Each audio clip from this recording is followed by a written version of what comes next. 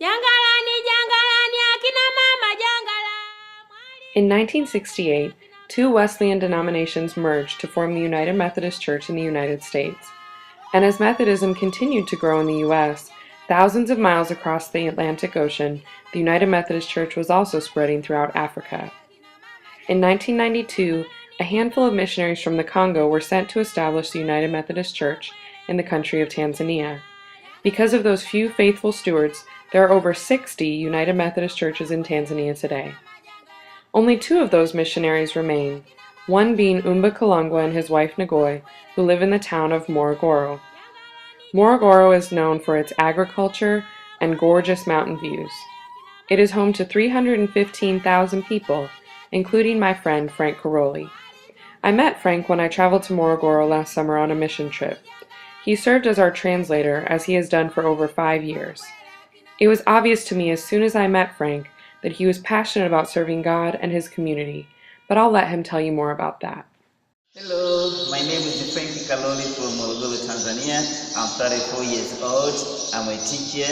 I'm teaching at Westway Pre and Primary School. I'm teaching history, civics, and vocation schools from grade 5 up to grade 7. Apart of being a teacher, I'm also working as administrator of the school. I'm working as a coordinator of the sponsored student.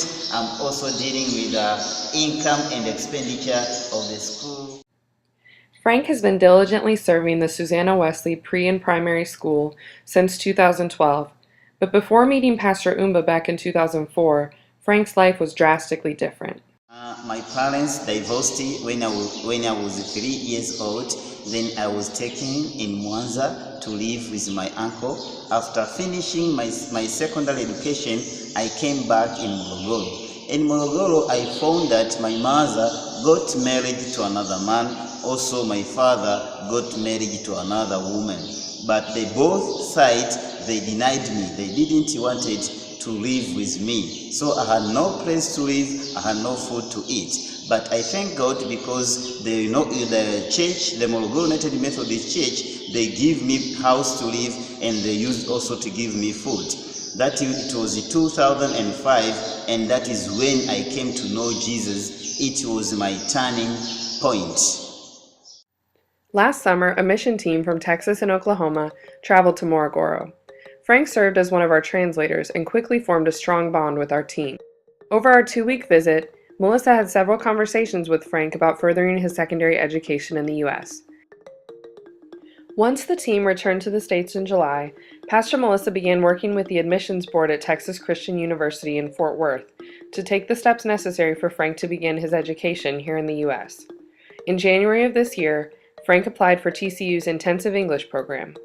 The program lasts for 1 year and will give him the necessary language skills to be successful in TCU's Bright Seminary. He hopes to begin the program in the fall of 2018. This is where you come into our story. Frank needs your help. I'll let him tell you why. I cannot save any amount of money for my salaries. This is because I have a lot of people who are depending on me.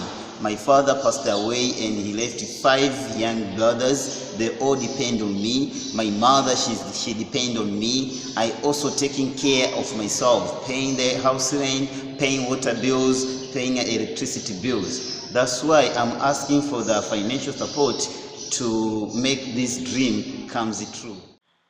2 Corinthians chapter 9 says, "Each of you should give what you have decided in your heart to give, not reluctantly or under compulsion, for God loves a cheerful giver."